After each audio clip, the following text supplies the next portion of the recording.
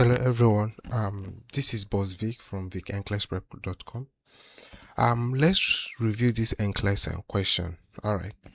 So you have a 68-year-old client is admitted with vomiting and diarrhea for 4 days. The blood pressure is 88/54.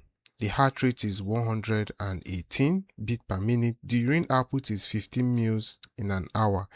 Then the blood urine nitrogen is 62 milligram per dl, right? Then we have the creatinine level as 1.9 milligram per dl, and then the urine sodium is 12 milli equivalent per liter, and then we have the fractional excretion of sodium of 0.6%. So which conclusion is best supported by this finding? So we have A, acute tubular necrosis from a nephrotoxic exposure. B says prerenal acute kidney injury from volume depletion. C says postrenal obstruction requiring immediate catheterization. And D says chronic kidney disease stage 4 with acute decompensation. Alright, so let's go through the question to understand it and then know what our answer is going to be. So you have a 68-year-old client. So from this question, we found out that this client has been vomiting and having diarrhea for 4 days. So when somebody is vomiting and having diarrhea, what are we going to see? You're going to see this client fluid is going to be depleted, right? The client fluid will be depleted. The client will be dehydrated. We're going to see those signs and symptoms of dehydrated, right? Our volume is going to be deficient. So this client is going to be going into what we call fluid volume deficit, right? Signs and symptoms we are going to be seeing is due to fluid volume deficit, that kind of hypovolemia, because we are losing fluid and then we are losing some electrolyte as well, because we're having diarrhea, because we're having vomiting for a period of 4 days.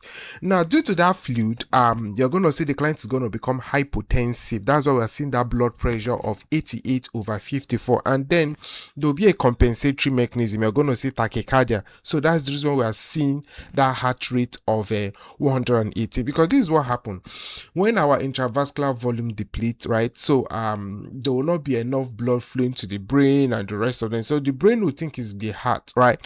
So that is the heart is the problem, like the heart is not pumping enough. So it's going to kind of increase the rate at which the heart beats. So that's what we're going to say. Our heart rate is going to be high, greater than 100, in which we are having here, and then the blood pressure is dropping, right? So blood pressure dropping and then the heart rate accelerating is just a compensatory mechanism. So take note of that.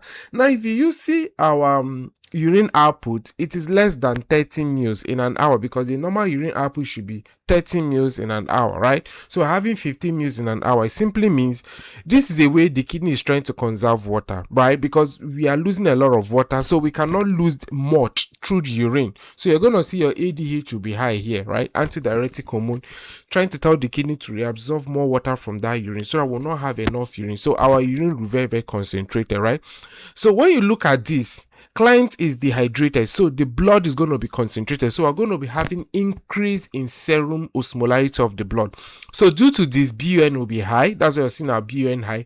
Normal level for BUN is 10 to 20, so we're going to see it's going to be high. That's why having 62, and the creatinine level is going to be high. Normal creatinine level is 0.6 to 1.2, so we're having a 1.9 here, right? So it's going to be very, very high because the blood is concentrated, so we're having increase in osmolarity of the blood. So the hematocrit is going to be very, very concentrated, so our hematocrit is high. So when you look at the urine sodium level, right, urine sodium level is quite low, because this is what is happening. We are not having enough fluid in the body, right? So the kidney will want to spare sodium, because when we absorb sodium, then water follows it in order to increase this intravascular volume, in order to fight this dehydration that we are having due to what? Vomiting and diarrhea. So the urine sodium is going to be low. Are you following? So now, if you look at the fraction of excreted sodium, normal thing is that if it is less than 1%, it simply means our body is reabsorbing sodium. That's what we are having here. Our body is reabsorbing because it's less than 1%. We call it fraction of excreted sodium. So we're having it 0.6%. If it is less than 1%, it simply means you're not excreting more sodium in that urine. Rather, your kidney is reabsorbing them. And when we reabsorb sodium, water follows in, and this will kind of increase the intravascular volume. Right. Now, it's now asking us which conclusion best support by this finding. So when we look at this question now, we are going to eliminate acute tubular necrolysis from nephrotoxic exposure. Because if you're looking at this scenario is causing problem as a prerenal cause and not as a intrarenal cause or a postrenal cause. Let's go back to causes of acute kidney injury. Prerenal simply means there is problem with blood flow to the kidney. So the kidney is not receiving adequate blood flow, right? So things that can lead to intrarenal cause, you're looking at things that bring about decrease in blood flow, dehydration, vomiting, or even bleeding, right? Now, when we look at intrarenal, this leads to the kidney. We are having direct injury to the kidney. So that is what we are looking at, intrarenal, right? So we're having direct problem to the kidney. So this we are looking at the nephrotoxic medication, use of contrast dye, and acute tubular necrolysis and the rest of them, right? Now, when you look at postrenal, you're looking at obstruction to the flow of urine. We are having the urine produced, we are now having an obstruction to the flow. So this can lead to distended nephron and making the nephron. So you're looking at BPH, urinary strictures, renal calculi. These are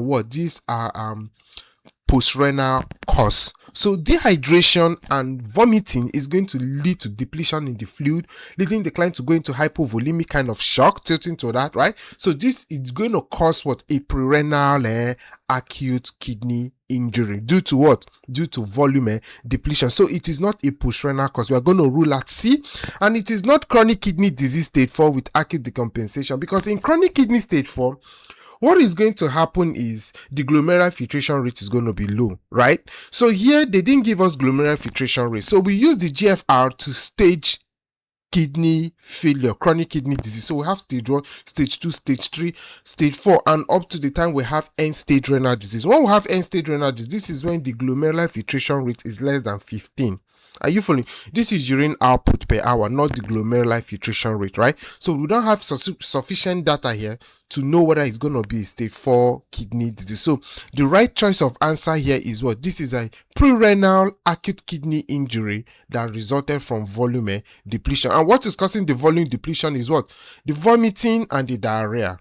Are you following? So take note of that. So we are going to be going for B. So B is our answer, and then we click on next to check. That is it. So we are correct. Are you following? So this is our rationale. So stick more for more of these review. We usually do this every Mondays, so make sure you follow up. Then if you're requesting for any of our services, we also help with coaching. Not only coaching, we also have a question bank. This is it. So if you want to have your hands on this to practice more, just visit www.vic-Nclexprep.com. and click on get started, register, and then subscribe, right? So that's it. So we have case studies, we have classical questions, we have both time, numerous of them. Subscribe and practice, right? So take note of that. So we also have notes embedded in this that is going to also help you with the content. And then our LMS will be launched very soon, whereby you're going to have pre-recorded classes that can help you to build your content. So watch out for that. So do have a lovely day. This is Vic from Vic-Nclexprep.com. Thank you. Bye.